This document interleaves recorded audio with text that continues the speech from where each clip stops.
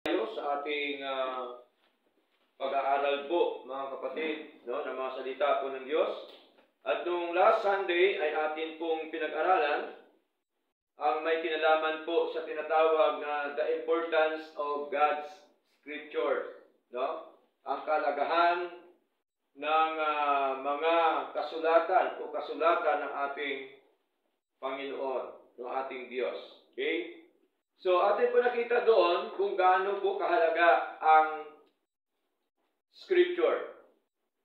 Ang Biblia, ang salita po ng Diyos. No?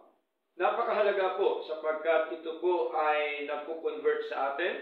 Ito po ay nagbibigay sa atin ng impormasyon sa atin pong paglilingkod, no?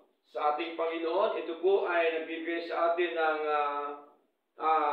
enlightenment, no? Sa ating paglilingkod sa ating Panginoon. Ito po ay nagbibigay sa atin ng katatagan espiritual para po tayo ay makapagpatuloy sa gawain po ng ating Panginoong Diyos na buhay. Kaya napakarami po siyang benepisyo. Ito po ay kapakipakinabang sapagkat ito po ay makapangyarihang salita ng ating Diyos. Bakit po tinatawag na makapangyarihan ang salita po ng Diyos? Sapagkat ang may-ari ay makapangyarihan. Amen po? Ang Diyos ay pinaka-makapangyarihan. Kanya po yan, salita po niyan. Kaya ang Diyos at saka kanyang salita, hindi po pwede maghiwalay po yan. Magkasama po lagi po. Tama po? Hindi po pwede na maniwala ka lang na may Diyos and yet hindi mo pinaniwalaan ang kanyang mga salita. Okay? Hindi din pwede na paniniwalaan mo kanyang salita and yet hindi ka naniniwala sa Diyos. Tama po? Kailangan magkasama po ito sapagkat ang Diyos at saka kanyang salita ay kasama po ito na atin dapat sampalatayanan sa ating pong paglilingkod na ito. Kaya all Scripture is our sole role of faith and practice in the church. So yan talaga ang ating practice po. Yan talaga ang yung basihan, yung batayan, no, ng ating pananampalataya po sa ating Panginoon. Wala na pong iba pa. Kung sa batas ang ating pag-usapan, batas ng tao, wala na po ibang batayan kundi yung mga batas na in-implement ng bansa. Tama po? Ito din po yung mga salita ng Diyos. Dito tayo bumabase, dito po tayo kumukuha, dito po tayo tinuturuan ng Panginoon para po tayo ay maging matagumpay sa buhay. Okay? So, lahat tayo, I believe na gusto natin maging matagumpay sa buhay. Amen po? Gusto ba natin maging matagumpay sa buhay? Amen. Amen. No, walang tao na ayaw niyang hindi matagumpay. Lahat po yan na tao ay gusto maging matagumpay sa buhay. Maging tayo, ganun din po, of course. Pero, hindi po pwedeng gusto natin maging matagumpay sa buhay, wala tayong gagawin para kay Lord. Amen po? Kailangan, meron tayong gagawin, no, sa ating paglilingkod na ito. Okay? Now, our topic this morning is about purpose of the gospel, give knowledge of salvation. Pag sabi yung purpose of the gospel, yung layunin ng Ebanghelyo, noong nakaraan, scripture, ngayon naman, gospel tayo. Tama? Ebanghelyo. So, kung ating pag-aralan yung scripture sa gospel, isa lang po. Amen po? Okay? Yung word of God, ganun din. Isa lang din po yan, mga kapatid. Okay? So, ito daw ang layunin ng Ebanghelyo ng Panginoon ay nagbibigay sa atin ng kaalaman sa kaligtasan. Amen po? Ito po yun, ang salita po ng Diyos. Nagbigay sa atin ng kaalaman. Okay? Kaya ho, napakahalaga ito yung gospel o ang ebanghelyo po ng ating Panginoon na kung saan po ay dapat po natin makita as we see, the gospel gives knowledge of salvation to God's people. Dapat makita ho natin yun, no? Na ang ebanghelyo ay nagbibigay po sa atin ng kaalaman o karunungan sa kaligtasan doon sa kanyang mga tao. Tayo po ay tao ng Diyos. Tao po tayo ng Diyos. We are the people of God. We are the servants of God. No? Mga tao tayo ng Diyos, mga lingkod po tayo ng Diyos. We are the children of God. Ganun po ang tawag sa atin, mga kapatid. Okay? Ng ating Panginoon. Kaya dito po ay napakahalaga na ito po yung gospel na ito ay atin pong pag-aralan. No? Ating usisain kung ano po ba ang sinasabi po ng ating Panginoon. Kaya sa isang mangaral, kailangan ay pangaral po niya yung gospel ng Panginoon. Amen po? Hindi po yung kanyang sarili o anuman. Dapat ipangaral po niya kung ano po ba ang sinabi ni Lord sa kanyang mga salita tungkol sa kaligtasan natin dito sa mundo. Okay? So, ito po ay malalaman natin sa pagitan po ng ating pag-aaral. The following verses show that the gospel brings knowledge of salvation to their hearts and minds,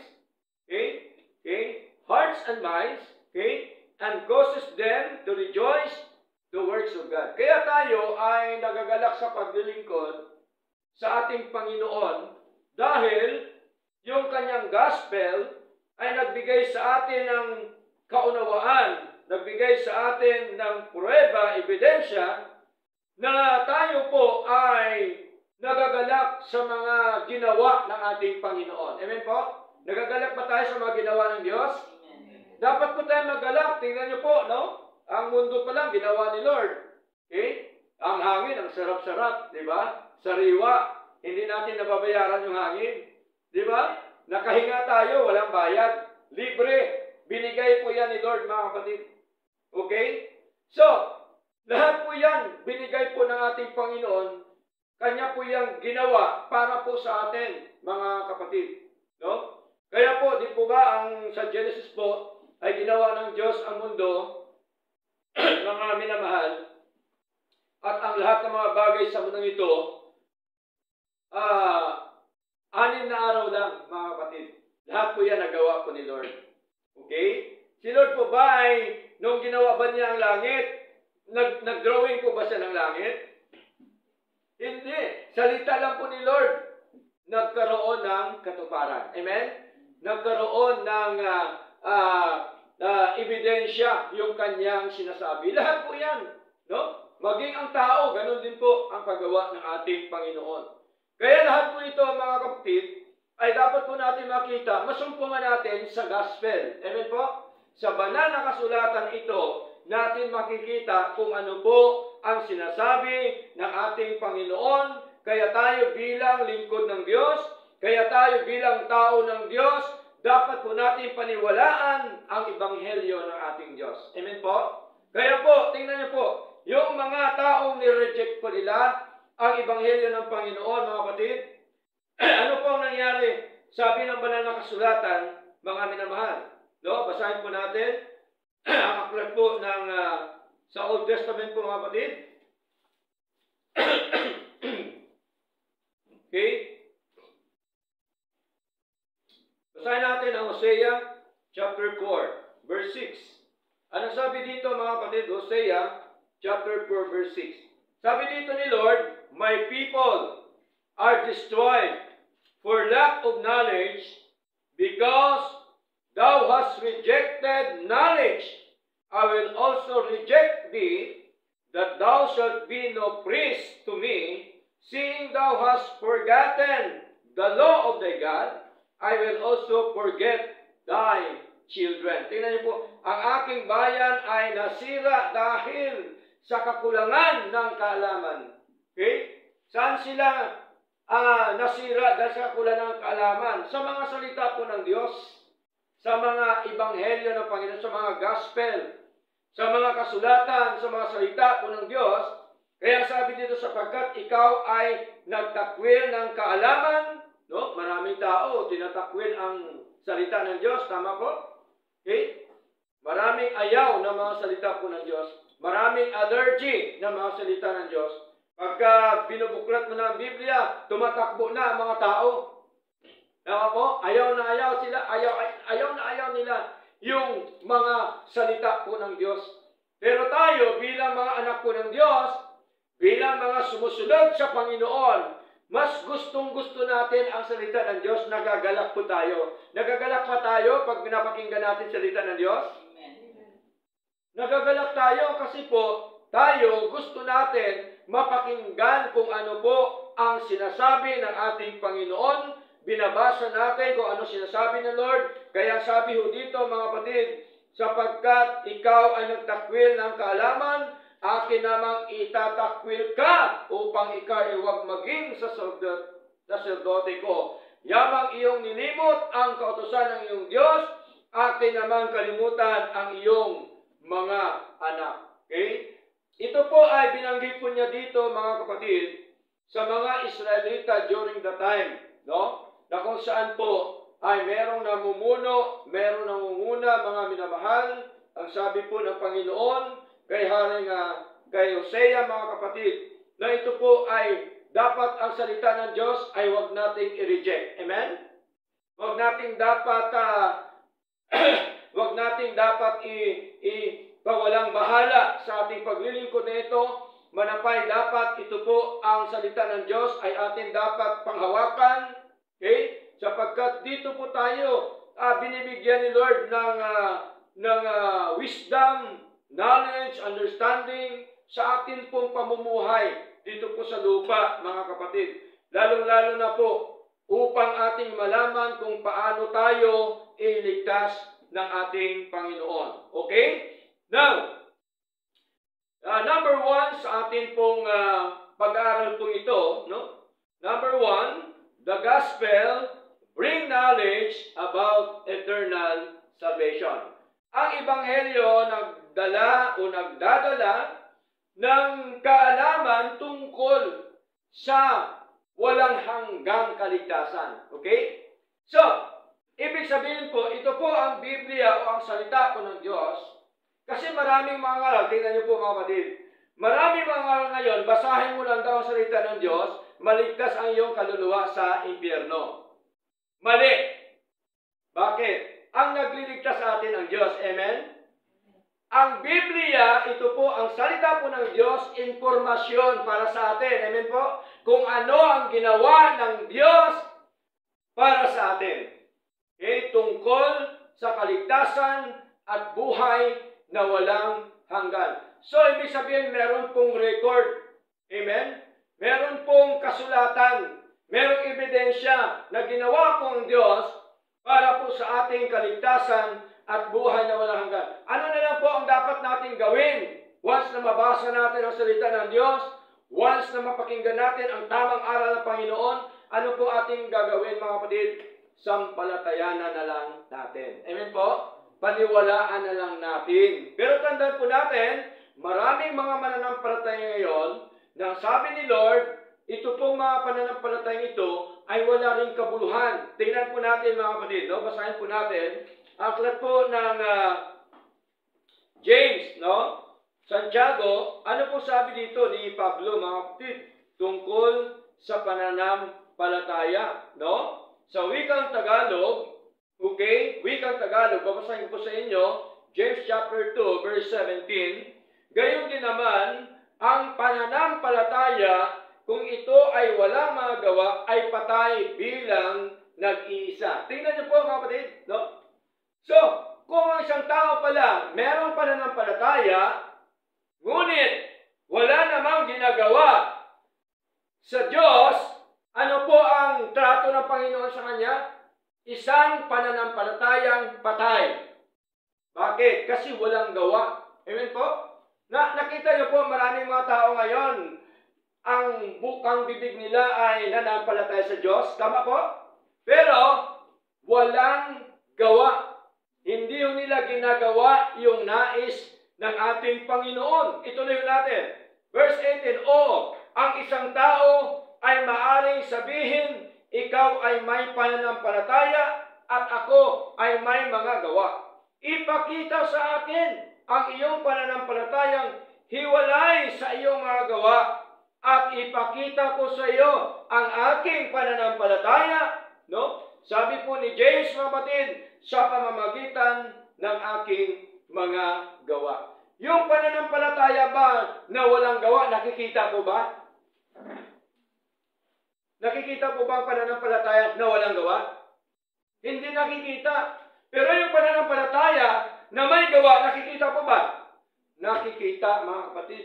So malinaw po, mga minamahal, na ang pananampalataya pala na walang gawa, puro ka lang salita, puro lang labas sa bibig mo, ako naman maka-Diyos, ako naman ay sumasamba sa Diyos, pero hindi ka naman talaga pupunta sa church. Amen? Hindi ka naman dumadalo sa gawain ng Diyos. Paano mo sabihin na ikaw ay mananampalataya ng ating Panginoon? Okay? So, mas gusto mo pa gawin ang mga bagay sa mundo kaysa paglilingkod sa ating Panginoon, mga kapatid. So, hindi po yan excuse sa ating Panginoon. Sa Lord po, pagka may gawain. Amen po? Walang excuse po sa Lord, mga kapatid. Lahat tayo dapat unahin natin yung kalooban ng ating Panginoon. Unahin po natin siya sa buhay po natin. Kaya mahalaga yung pananampalataya natin may kasamang gawa. Tingnan niyo po, mga kapatid. Meron tao po na puro bibig, salita, na siya nanampalataya, pero hindi nakikita sa gawa. Meron naman, sinasabi niya na nanampalataya siya, ginagawa niya ito, pero hindi tugma sa kanyang sinasabi. Di po ba may taong ganon? Tama po? Nagsasalita siya ng ganito, pero ang ginagawa niya iba. Di po ba? So, kung ating pong i-reconcile, kung ating pong titingnan ang kanyang ginagawa doon sa kanyang sinasalita, hindi tugma. So, saan ang totoo doon, mga kapatid? Dapat, kung ano ang iyong sinasabi, yun siya din ang iyong ginagawa. Amen po? Halimbawa, sinasabi mo, ako ay nanampalataya sa Diyos. Saan ka ngayon? Di ba? Nandito ako, pastor, sarap na tulog. Saan ang pananampalataya doon? Di po ba? So, wala. Ibig sabihin, ang pananampalataya niya, peke. Hindi po tanggap ng ating Panginoon. Sapagkat, ang tunay na pananampalataya, may kasama pong gawa. Dito po siya napasama sa verse 19, kung gano'n ang kanyang katwiran. Anong sabi dito? Ikaw ay sumasampalataya na may isang Diyos. Maraming tao ngayon na nanampalataya, may isang Diyos. Ikaw ay gumagawa ng mabuti. Meron din tao gumagawa ng mabuti. Ang mga dyablo rin ay sumasampalataya at nanginginig pa. Tingnan niyo po, mga kapatid. Ang dyablo rin, sumasampalataya din siya sa Diyos. Nanginginig pa siya sa Lord. Pero tingnan niyo po, ginagawa ba ng dyablo ang kalooban ng Diyos? Hello? Hindi. Meron siyang sinasabi na nanampalataya din siya, pero hindi niya ginagawa yung kalooban ng Diyos. Ang tunay na mananampalataya ng ating Panginoon, sinusunod, ginagawa yung kalooban po ng ating Panginoon. Kaya, the gospel bring knowledge about eternal salvation. Dapat meron tayong knowledge po dito. Dapat naintindihan natin, naunawaan natin kung paano tayo iniligtas ng Panginoon mula sa impyerno patungo sa langit. Tama po? Dapat naintindihan po natin, mga kapatid. Kasi pagka naintindihan natin ito, walang dahilan para tayo manghina sa paglilingkod. Amen po? Kung naintindihan natin ang Ebanghelyo, yung aral ng Panginoon, walang dahilan para mag-excuse tayo sa gawain po ng ating Panginoong Diyos na buhay, mga kapatid. Although ang pastor naman di nagkukulang sa paalaala. Amen po? Subalit, alam niyo po ba, mga minamahal, kung gaano po kasakit sa isang pastor na turo ka lang na turo, wala naman palang naintindihan at unawaan. Di po ba? Masakit po yun. Kamukat-mukat, aalis na sa simbahan, aalis na sa church. Di po ba? So, masakit po yan, mga kapatid. Pero wala po tayong magawa dahil lahat naman tayo may choice. Amen? Lahat tayo ay may kalayaan, mga kapatid. Pero tandaan po natin, ang salita po ng Diyos ang siya nagpapatunay sa buhay po natin na once na nireject po natin ang Ebanghelyo, ang kanya mga salita, malinaw po, tayo din po ay i-reject ng ating Panginoon, mga kapatid. At tayo po ay magkaroon ng tinatawag po na problema o kasiraan sa buhay po natin sa mundo pang ito. Ngayon, pag-aralan natin ngayon, the gospel bring knowledge about eternal salvation. Paulit-ulit lang po natin ito pinapangaral. Bakit paulit-ulit? Kasi ang gusto po ni Lord, maintindihan po natin. Amen po? Na ang pundasyon po natin, ito. Okay? Yung turo, yung sinasabi ng ating Panginoon. Sabi dito sa Titus chapter 2, basahin po natin, Titus chapter 2 verse 11. Okay? Basahin po natin mga kapatid ang Titus chapter 2 verse 11. Sabi po dito, for the grace of God that bringeth salvation hath appeared to all men. Tingnan niyo po. Malinaw. Sabi po ni Pablo, sapagkat ang biyaya ng Diyos na nagdadala ng kaligtasan ay nagpakita sa lahat ng mga tao. Tingnan niyo po. Nakalagay dito sa Tagalog, mali ang pagkatagalog, bagay. Pero sa wikang Banyaga, sa King James Version, nakalagay doon, to all men. Sa lahat ng mga tao. Sinong lahat ng mga tao ito? Lahat ng mga tao na hinirang ng Diyos before the foundation of the world. Dapat makita ho natin mga kapatid. No? Ang unang hakbang na ginawa ng Diyos para tayo maligtas mga kapatid, malinaw po, no? Na ang Diyos ang siyang nagligtas sa atin, pumili sa atin before the foundation of the world. At madalas ko po sinasabi, God is God. Ang Diyos ay Diyos. Wala pong pagbabago dyan sa Lord. Amen po? Ang Diyos ay Diyos. God is God. He does His will. Nagagawa niya ang kanyang buong kaligayahan o gusto sa kanyang buhay o sa kanyang pagka-Diyos, mga kapatid. Okay? Now, ano sabi ng Isaiah chapter 46 verse 10? My counsel shall stand, and I will do all my pleasure. No? Ang payo ko ay mananayo at gagawin ko ang buo kong kaligayahan. Kung si Lord maligaya na tayo po ay pinili, hinirang before the foundation of the world, mangyayari po ba? Nagawa po ba ni Lord? Amen, mga kapatid. Kasi napakadaming talata sa Biblia na nagpapatunay na tayo po ay dahil sa Ebanghelyo, mga kapatid, according to the gospel, we are elected or chosen by God the Father before the foundation of the world. Marami po yung talata, no? Basahin po natin, mga minamahal, aklat po ng 2 Thessalonians, no? 2 Thessalonians. Napakarami tayong ebidensya sa mga aral na ito tungkol sa tinatawag po na eternal salvation. Okay? 2 Thessalonians chapter 2, verse 13, ano sabi dito?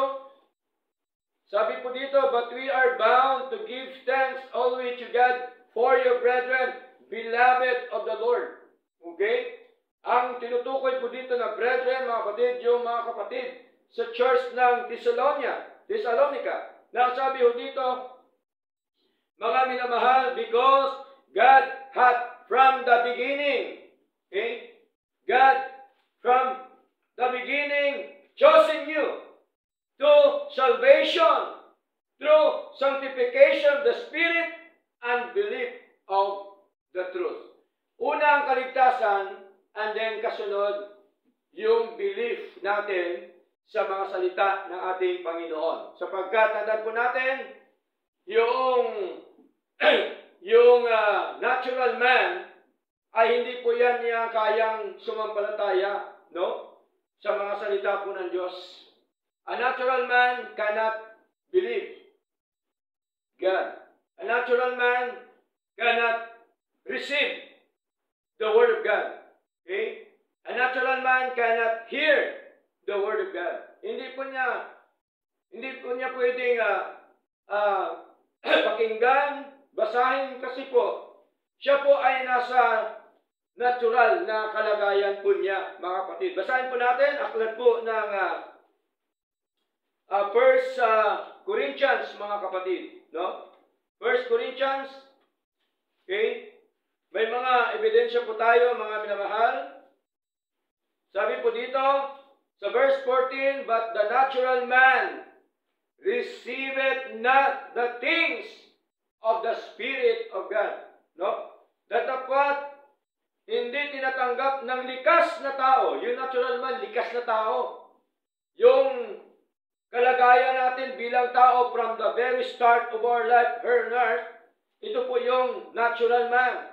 No? Sabi dito, but natural man receiveth not the things of the Spirit of God. Hindi po talaga niya natatanggap yung mga bagay na espiritu ng ating Panginoon.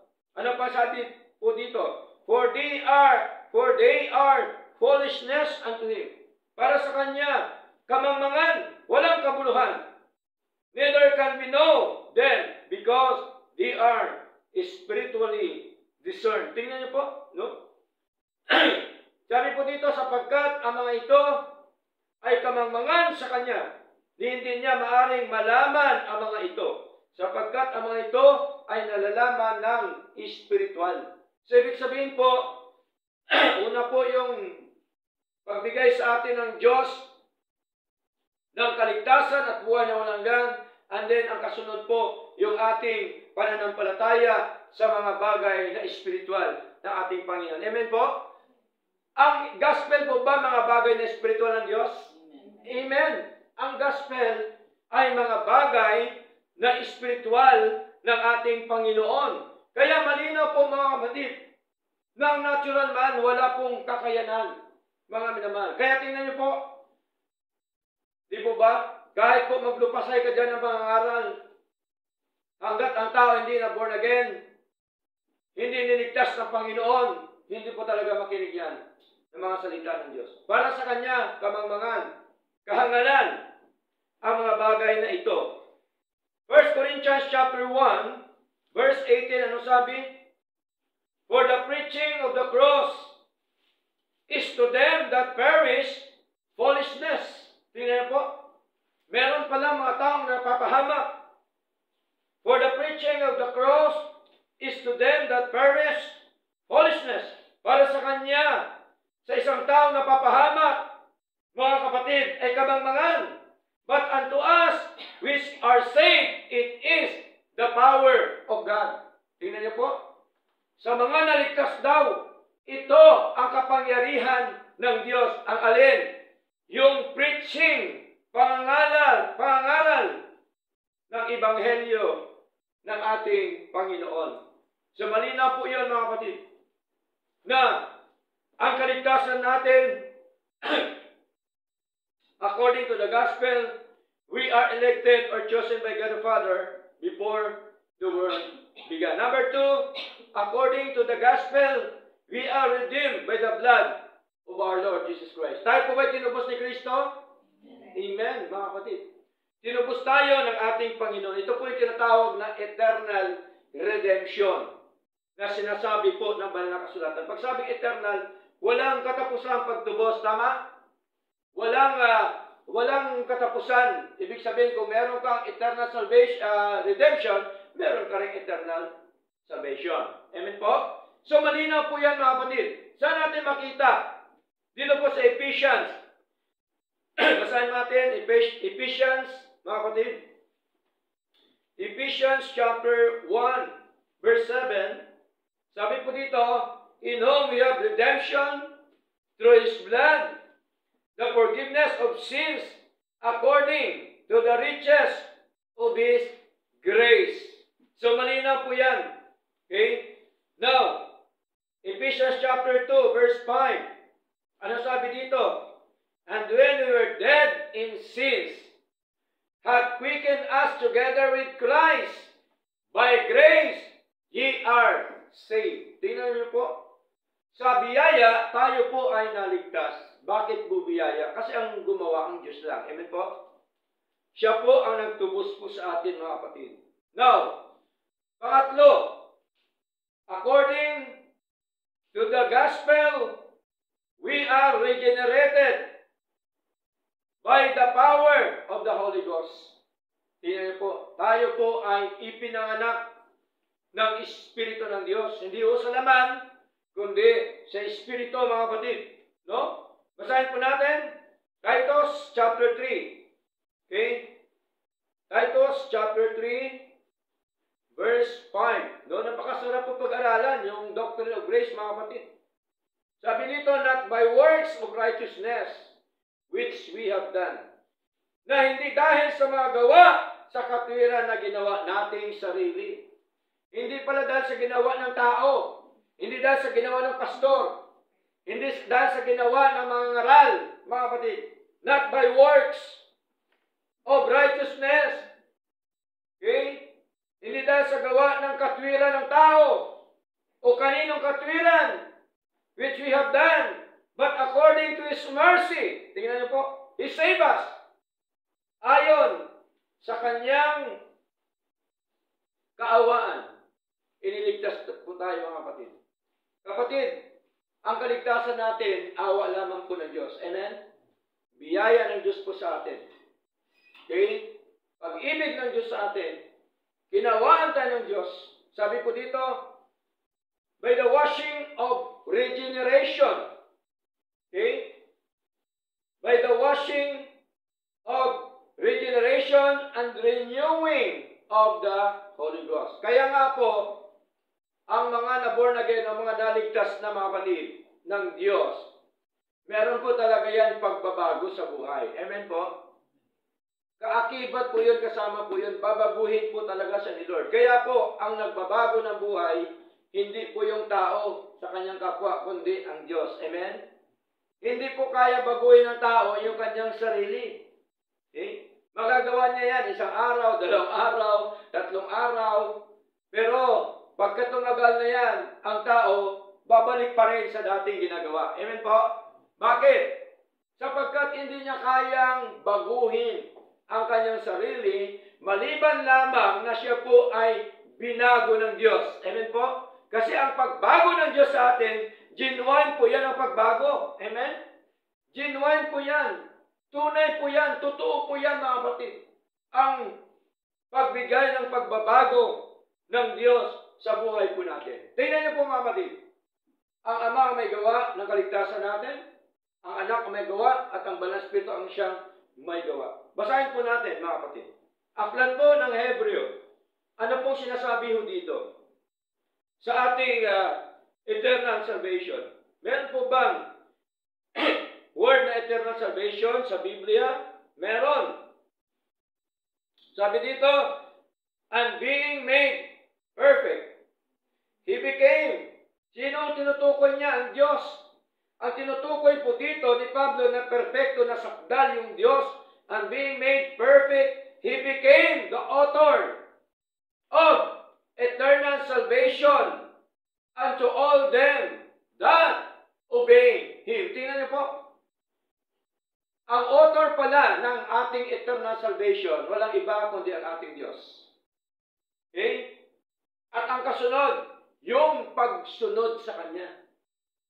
Kaya sabi dito, unto all them that obey Him. Mahalaga yung pagsunod po natin sa Lord, mga kapatid. Kaya po, sa totoo lang po, mga minamahal, ang paglilingkod po sa Diyos, walang talo. Amen? Walang talo sa Diyos, mga kapatid. Ang totoo niyan, ang talo, yung mga tumalikod sa Lord. Amen po?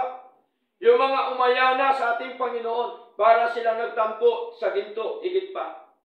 Pagka tinalikuran ang gawain po ng Diyos.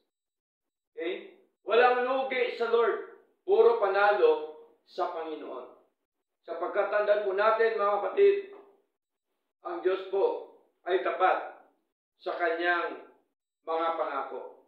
Kaya, ang Church ng Panginoon, ang tunay na Church ng Panginoon, 2 o 3 man lang yan ang dumadalo, tuloy ang gawain po ni Lord. Amen po? Sapagkat hindi naman po tayo tumitingin sa dami. Gusto natin crowded. Hindi mag-order na tayong artista. Kung gusto natin marami, napakadali lang magparami ng tao. Tama po? Okay? Napakadali lang, mga kapatid. Magparami ng tao. Okay? Magbigay ka lang linggo-linggo ng pera dito, dudumugin ka. Di ba? Magbigay ka lang ng ayuda dito, linggo-linggo, dudumugin ka ng tao. Palagay ko, kahit hindi mo imbitahan, pupunta Di mo ba? O dalhin mo dito si Ding Dong Dantes. Palagay ko, dyan pa lang sa kalsada, dudumugin na. Diba? Kasama si Marian Rivera. Diba? Kumpletuhin na natin. Okay? Talagay ko, dudumugin ko ng tao. Kahit mo hindi mo imita ng tao, pupunta po yan. Bakit? Sikat.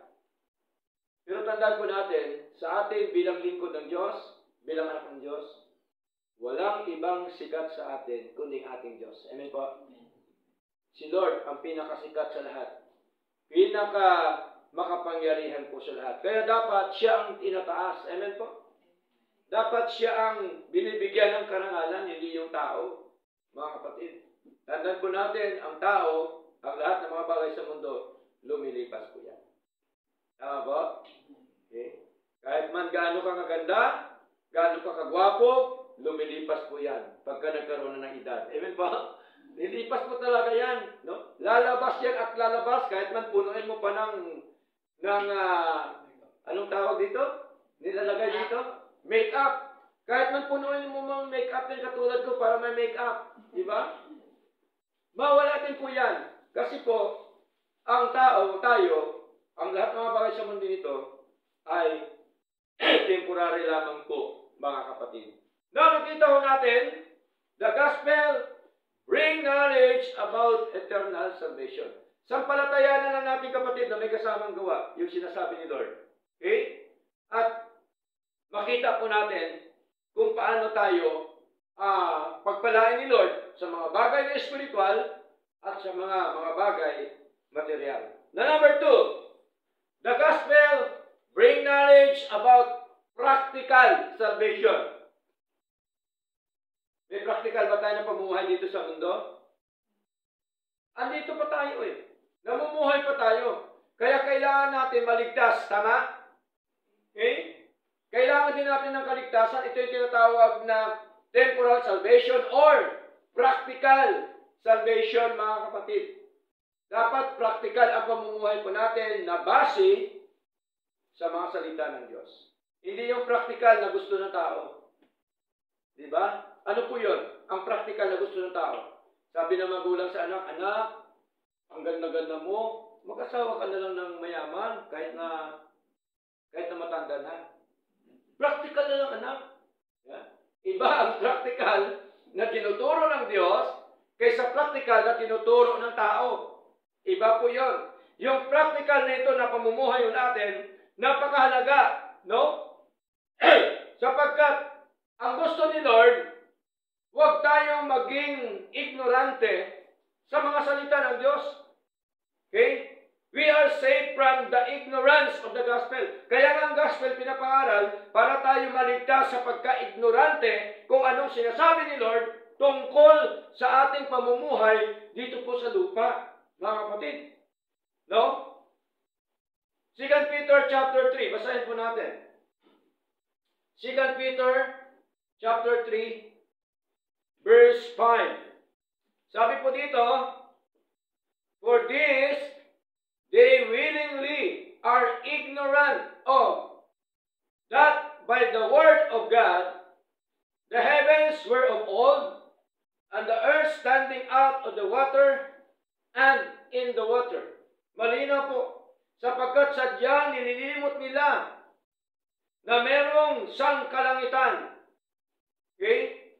Mula ng unang panahon at isang lupang inanyuan sa tubig at sa gitna ng tubig sa pamamagitan ng salita ng Diyos. Tingnan niyo po, mga kapatid, sa pamamagitan ng salita ng Diyos.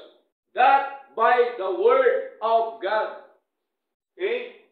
Lahat yan, nilikha ng Diyos sa pamagitan ng kanyang mga sinabi lang, mga salita ng ating Panginoon.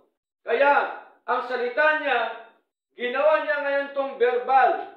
Ginawa niya ngayon to, binuo niya ang Biblia, binuo niya ang gospel. Ito po yung mga sinasabi niya noong unang panahon hanggang ngayon, hanggang sa darating, na ito po yung mangyayari at mga nangyayari na nga po. At ito po ay mangyayari pa lang ang mga bagay na ito na dapat po nating sampalatayanan sa ating pong paglilingkod sa ating Panginoon. We are saved from the ignorance of the gospel. We are saved from the ignorance of God's righteousness. Dapat hindi tayo maging ignorante sa katwiran po ng Diyos. Ang katwiran ng Diyos sa Kanya pong mga salita. Basahin po natin Romans chapter 10, mga kapatid. No? Romans chapter 10. Okay?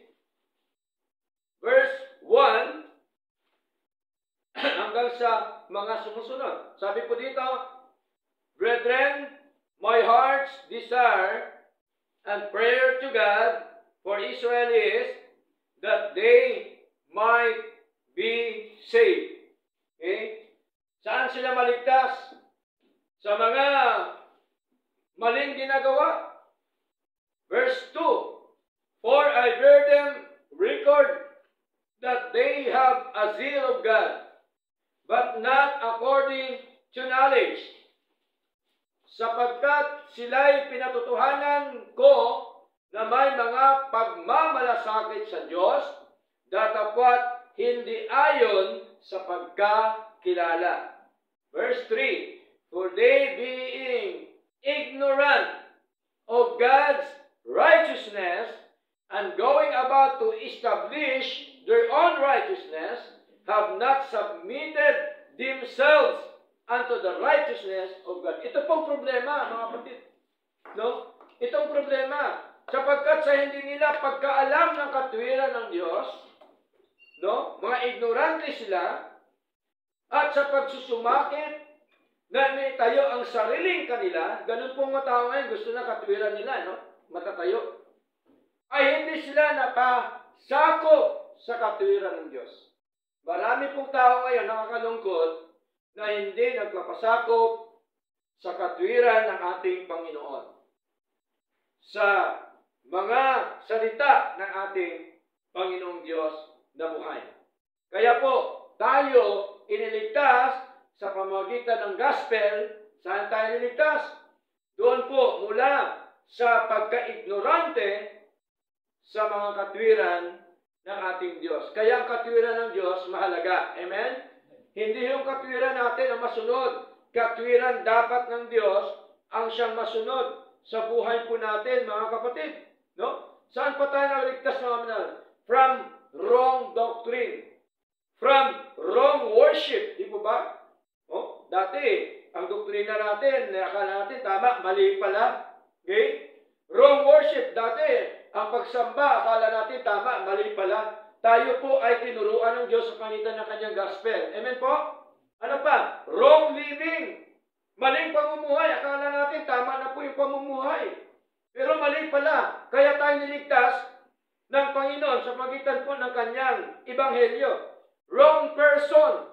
No? Iniligtas tayo sa mga maling tao na kung saan inilayo tayo ni Lord. Sa mga maling taong ito na kung saan po, mga kapatid, ay mga taong walang ibang iniisip kundi mangamkam o anuman ang kanilang motibo dahil po, no? Nakakalungkot, maraming tao ngayon, di po ba? Okay? Ang katwiran lagi. Kaya po nagawa yan kasi wala po kaming makain. Kaya ako nagnakaw kasi wala po kaming pagkain. Kaya ako ay nang hold up kasi wala kaming pagkain. Wala pong pambayad sa ospital. Wala pong ganyan. No? Pero pag nalaman natin ang ebanghelyo, iligtas tayo ni Lord sa mga maling tao. Amen po? Sa mga maling, hindi lamang maling tao, kundi yung mga wrong living, yung maling pamumuhay. No? Saan ba tayo ligtas? From the unbelievers, sa mga hindi manampalataya. From the sinners, from worldly lust. Iniligtas po tayo ng Ebanghelyo ng Diyos. Kasi ito po ang nagbibigay sa atin ng impormasyon na ang mga bagay na ito, mga kapatid, ay dapat po tayo maligtas sa mga ito. Kaya nung sabi po ni Pedro, Acts chapter 2, verse 40, basahin po natin. Acts chapter 2, verse 40, sabi po dito, and with many other words did he testify and exhort, saying, save yourselves from this untoward generation. Tingnan niyo po, magsiligtas kayo sa likong lahing ito. Mga likong pamumuhay. Sabi po ni Pablo, hindi o sa langit kayo ligtas. Kundi tinuturuan tayo na bilang ligtas na sa langit, na tayo po ay maligtas sa mga lahing, mga likong lahing ito. Sa mga maling pamumuhay. No? Sa mga maling asal. Ibig sabihin po ni Pedro, mga kapatid. Okay? Kaya po, ito po yung tinatawag na practical salvation. Napakahalaga. Okay? Ano ba po? Philippians chapter 2, verse 12. Basahin po natin. Philippians chapter 2, verse 12. Mga kapatid. Sabi po dito, wherefore, my beloved, as ye have always obeyed, not as in my presence only. Si Pablo po nagsabi, sinong tinutukoy niyang beloved? Yung mga kapatid sa Pilipos. Nagsabi po ni Pablo, kaya nga mga minamahal ko, kung paano ang inyong laging pagsunod. No? Nakita niya yung mga pagsunod, mga kapatid, ng mga kapatiran sa church ng Pilipos. At ang sabi, not as in my presence only. Ang gusto ni Pablo, sumunod sila na kahit wala yung kanyang presensya doon. Amen? Na kahit po wala si Pablo, dapat sila ay sumunod sa ating Panginoon. But now, much more, in my absence. Tingnan niyo po, kahit wala siya, sabi ni Pablo, work out your own salvation with fear and trembling. Tingnan niyo po. So, inutosan sila ni Pablo, nang sabi ni Pablo, work out your own salvation. Iligtas ninyo ang inyong mga sarili. Tingnan niyo po. Iligtas ninyo, mga kapatid, sabi dito. Okay? Na inyong, sabi dito, ay lubusin ninyo ang gawain ng inyong sariling pagkaligtas na may takot at panginginig. Saan tayo magkaroon ng takot? Sa Diyos. Amen? Saan tayo magkaroon ng panginginig? Sa Diyos. Hindi po sa tao, mga kapatid. So, napakahalaga. Sabi ni Pablo, work out your own salvation. Gawin mo ang sarili mong kaligtasan na may takot at panginginig. Ito po tungkol sa ating practical na pamumuhay. Amen? Ito po ay tungkol sa ating practical na kaligtasan, mga kapatid. Okay? Next, basahin po natin. 2 Timothy chapter 1. Okay? 2 Timothy chapter 1, verse 10. Okay? Sabi po dito, but is now made manifest by the appearing of our Savior Jesus Christ, who hath abolished death and hath brought life and immortality to light through the gospel. Tingnan niyo po. Tandaan po natin, ang nagbigay sa atin ng buhay, ang Diyos. Tama? Sa pamamagitan ng liwanag ng Ebanghelyo. Malinaw po yan, no? And immortality to life through the gospel. Ang gospel, ang salita po ng Diyos, hindi po yan nagbigay ng buhay, kundi nagbigay ng liwanag. Tama? Sa ating kaisipan, sa ating puso, liwanag sa ating paglilingkod po sa Diyos. Ano pa pong ebidensya? Psalms chapter 119 verse 105 sabi, Thy word is a lamp unto my feet and a light unto my path. Tingnan niyo po. Sabi po ni David, ang mga salita mo ay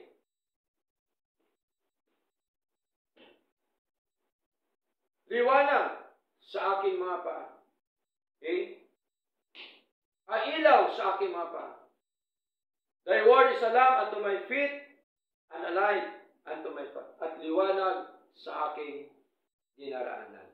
Tingnan niyo po mga kapatid, malinaw po ang salita ng Diyos, siyang liwanag. Amen?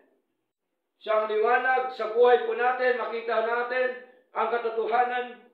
Kaya sabi po dito ni Lord, sa pagitan po ni David sa Psalms chapter 119 verse 130,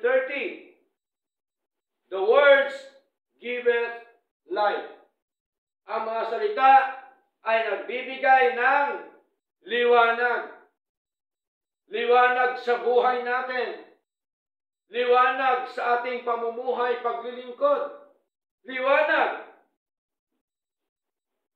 sa ating mga madilim na mga nakaraan.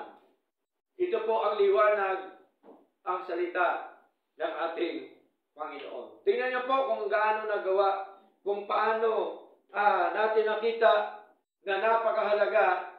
Ito po yung Ebanghelyo, yung Gospel ng Panginoon. At sa atin pong paksa ngayong umaga, purpose of the Gospel, give knowledge of salvation. Tandaan po natin, iba ang eternal salvation kaysa practical salvation. Amen?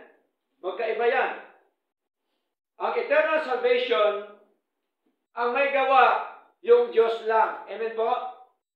Walang kasamang pastor. Amen? Hindi dahil sa pagdidikta ng pastor, hindi dahil sa pagdidikta ng sinumang tao na gawin natin para maligtas. No. Ang Diyos lamang ang siyang nagligtas sa atin sa pagitan ng paghirang sa atin before the foundation of the world, sa pagitan po ng pagtubos sa atin, at sa pagitan po ng pag-born again sa atin. Yung practical salvation, gawa ng Diyos at tayo kasama. Amen po? Practical dito sa mundo ito, sa lupa.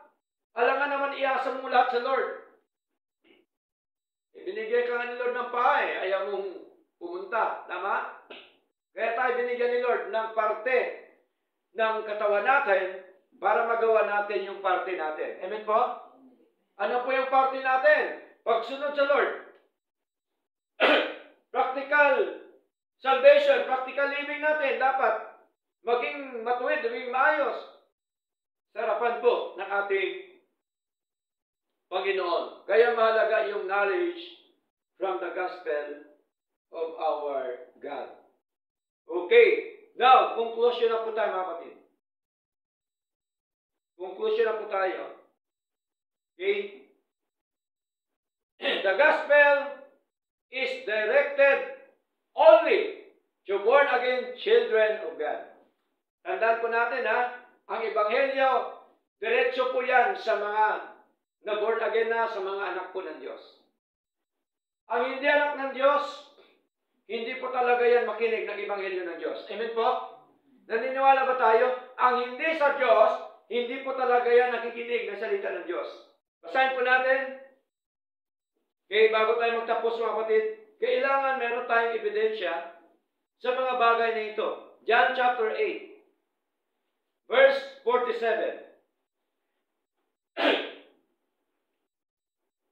Sabi dito ng ating Panginoon, he that is of God, heareth God's words. Ye therefore hear them not, because ye are not of God. Tingnan niyo po, dalawang klase ang tao, ang hindi sa Diyos at saka yung sa Diyos. Tama? Yung sa Diyos, nakikinig po yan ang salita ng Diyos. Sabi ni Lord, sabi niya sa mga Hudyo, yamang kayo ay hindi nakikinig sapagkat kayo ay hindi sa Diyos. So, malinaw na ang anak ng Diyos, direkta po yan na pinapangaralan ng Ebanghelyo ng Panginoon. Hindi lamang po pangaral ng Ebanghelyo, kundi and gives knowledge to them of their salvation through the finished work of Jesus Christ. God Himself reveals this to our soul. Tingnan niyo po ang Ebanghelyo, ni-reveal ni Lord sa ating mga kaluluwa, sa ating buhay, upang makita ho natin na siya pala ang gumawa ng kaligtasan at buhay na walang hanggan, at siya ngayon ay ating kasama sa paggawa ng praktikal na pamumuhay dito sa lupa, upang tayo po ay hindi maligaw sa ating paglilingkod. Amen po? Kaya napakahalaga, mga batid, yung Ebanghelyo po ng ating Panginoon. Gusto natin success, maging successful po tayo sa buhay. Gusto natin maging matagumpay sa buhay. Simple lamang po ang tinuturo po sa atin ng ating Panginoon. Okay? Joshua chapter 1 verse 8. Tamang-tama po, pumasok. Joshua chapter 1 verse 8. Ano sabi dito? This book of the law shall not depart out of thy mouth, but thou shalt meditate therein day and night. Tingnan niyo po. Kailan na natin itong i-meditate? Day and night. E paano natin man-meditate kung di natin binabasa? Kailan basahin? Okay? That thou mayest observe to do according to all that is written therein, for then thou shalt make thy way prosperous, and then thou shalt have good success. Tingnan niyo po.